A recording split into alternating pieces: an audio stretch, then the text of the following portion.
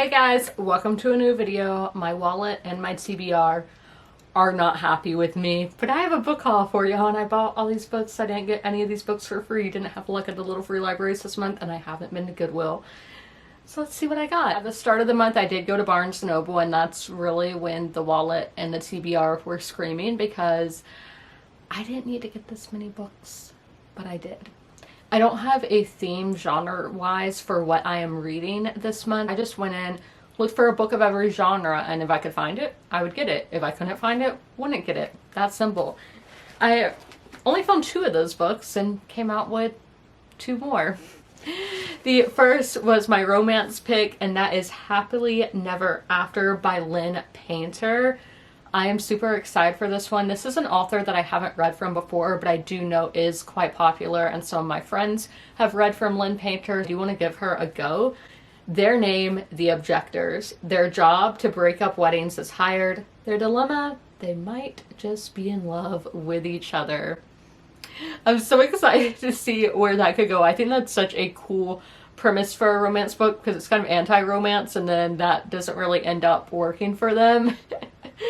I cannot wait to see, and I hope we have both perspectives. That's one of my things with the romance.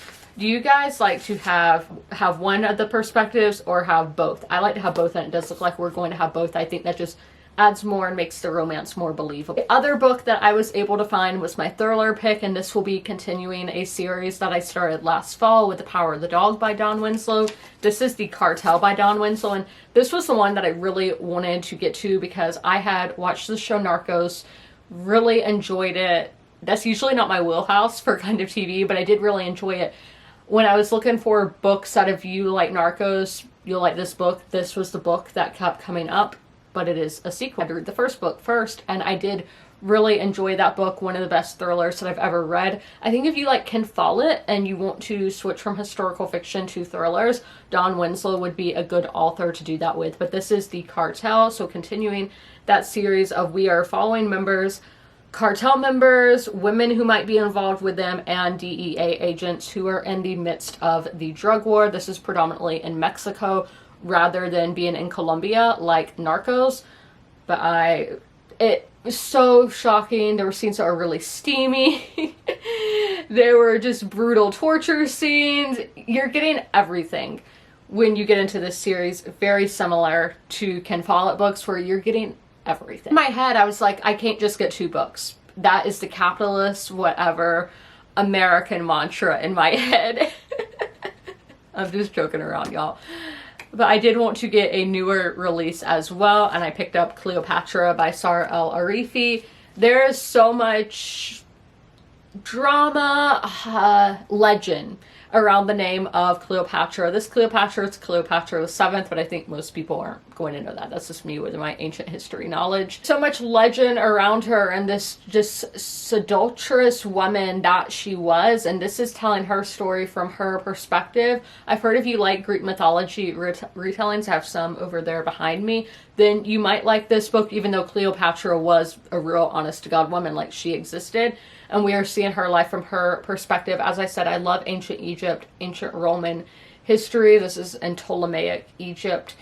And look at these end pages, absolutely beautiful. And then the cover as well without the dust jacket. This isn't even a special edition. Honestly, such a beautiful, beautiful book, and I cannot wait to get to this. Maybe it'll kind of get me back in my Roman era. The girlies at Barnes & Noble, y'all know who you are. No, I don't know if they watch my videos. They always get me to get a book club pick at the checkout, and doing that, you get one of your books for 50% off, and you know, I always want to get that deal. But this one I was super excited because it was a book I'd already heard about. Might have heard about it from Brady Lockerbie, but it might have been somebody else, or that might have been a different book that I heard about from her. And then I have a friend who is a mailman and he knew about the book. I did get some takes from him of what other people in the postal service think of this book. I'm not going to go into that here, but that is Mailman, My Wild Ride Delivering the Mail in Appalachia and Finally Finding Home by Stephen Starr and Grant. So this is a memoir all about this man's time being a mailman in rural Appalachia. Think of, I just saw the mailman actually when I was outside filming my outfit video.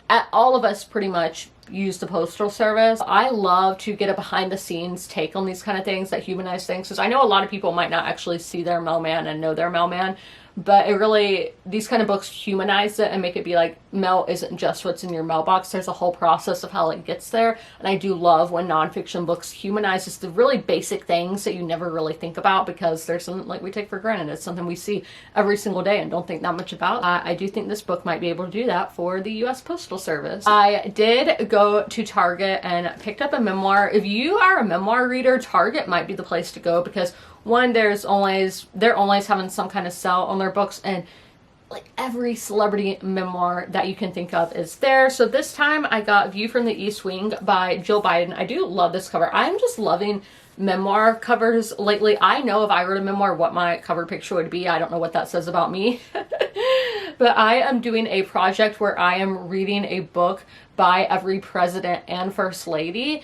I've been really lucky to find them at Goodwill, but since this did just release, I was able to pick it up at Target. And the political memoirs, they sell out so fast at Target, and there were only a few left, so I was really blessed to be able to get this one. The project that I'm doing is reading a book by every president or first lady. I know that's not going to be possible because not all of them had done that, so the other will be reading biographies about those presidents and first ladies, and I would like to read fiction books as well. I just think it's so important to know your country's history and current events to understand how we got to where we are, where we could be going. I think it's so important, and I don't think it matters what political party it is, because I think you really need to be informed on all fronts, because as I said, to know about the future of where the country could go and what you could be voting for, I think it's important to know all sides, or as many sides as possible that you can get, so you can have an understanding. So I cannot wait to start this project one day.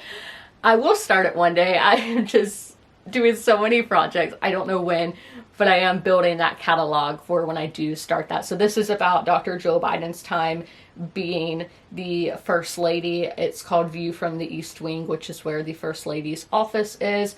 I haven't read a book. I haven't read any First Lady book, or a book, even fictional books about First Ladies. Lastly, of course, I had to place an order with Book of the Month, and they had so many good picks this month. It was very hard to narrow down.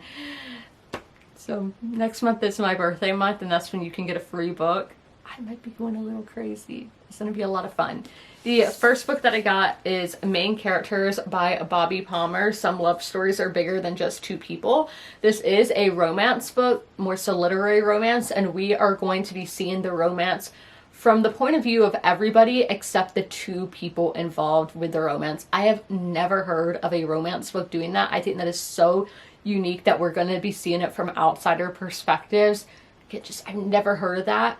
And I always love to see how the creative mind works, so we're going to have to see what Bobby Palmer came up with. The next one is going to be on a lot of people's list for best book of the year, because everybody seems to be loving this book. I know it's already in that bestseller list at the moment. That is Phoebe Berman's Gonna Lose It by Brooke Averick. 1 month, 3 maybe boyfriends, and a million reasons to panic. As somebody with social anxiety, I think this is going to be so relatable, because Phoebe is getting closer and closer to turning 30, similar to myself, and she is trying to get her life together and not let the anxiety win. I think so many of us will be able to relate to this book. It just seems campy, fun, kind of a 2000s vibe. I don't think it's set in the 2000s, but I kind of get that 2000s rom-com or comedy movie vibe from what I've heard about this book. So I cannot wait to pick this one up. This is definitely going to be a mood read in the near future. Going to be ending the haul with a classic. Book of the Month has hit their centennial anniversary. They've been delivering books to readers since 1926. Generations of my family have partaken in Book of the Month subscriptions. I'm not sponsored or anything. I just love their subscription. It's my favorite subscription that I get. And my grandmother was even getting Book of the Month back in her day. That makes my heart happy that it's gone generations through American and Canadian families. And to celebrate the centennial, they are re-releasing some releases that they did in past years. So this month the choice was The Catcher in the Rye by J.D. Salinger. This is a classic that I have not read, so I did want to pick it up. I don't even know what this book is about. It doesn't tell you on the inside sleeve, but there is what the inner end pages look like, and then the book without the dust jacket because that's how we do books nowadays. I don't think they were doing that back in J.D. Salinger's days. But one fun fact about this book is that J.D. Salinger said there can be no TV or film adaptations made of this book. That's why I probably don't know anything about What the Catcher in Their Eye is about, and I'm just familiar with the title and the author's name. I'm going to be going in blind and hopefully have a good time. Some of y'all in the comments have made it seem like this is a book that I will enjoy, so I hope that's true. Those are all of the books that I bought in the month of June. Did go a little crazy, probably bought some that I don't really need, but I am also a book collector. I read books, I collect books, I love books. They're my ultimate #1 passion. Which one of these books would you read first? Let me know in the comments which one would you kind of want to steal from me and get to. If you made it through this whole video, leave a fruit emoji in the comments below. And as always, comment, rate, and subscribe. And don't forget to ring that notification bell to be notified when all my videos go live. I'll see you in my next one. Bye. If you are familiar with my videos, you're used to seeing Sherman at the end of them. Sadly, Sherman has since passed away, but I would still like to encourage you guys to help your local shelters. Sherman was at the Darlington County Humane Society in rural South Carolina. I always have their link down below in the description if you guys would like to help them, but also help your local shelters as well. You can do that by donating, sharing posts like this one, volunteering, fostering, and adopting, which it's great to do all of those things. Great to help your community, great to help the animals in your community, and I cannot recommend it enough. All of my pets were rescues, they were strays or from animal shelters, and I love them so much, and I know how much love they can give, so knowing these pets at the shelter can equally give that much love, it's amazing. And y'all should totally take part and help out those local animal shelter pets, and please help them.